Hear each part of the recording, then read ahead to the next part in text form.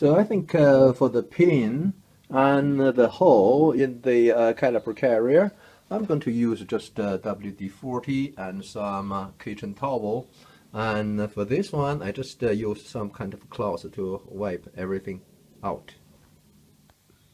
And for this pin cleaning, I think we can also use a wire brush. See some rust over there. We can use the wire brush to clean that out. So this is a result. I have cleaned, just wipe everything out. And this one, because it was rusty and stuck, after I put them out, I just use the file and wire brush, so make it relatively shiny. And for the holes, so we have here is relatively new. This is the lower one, so it's not rusty. It looks very shiny inside. And this is the one which was stuck, a little bit rusty, but I tried to clean it. You can see it's a very deep hole.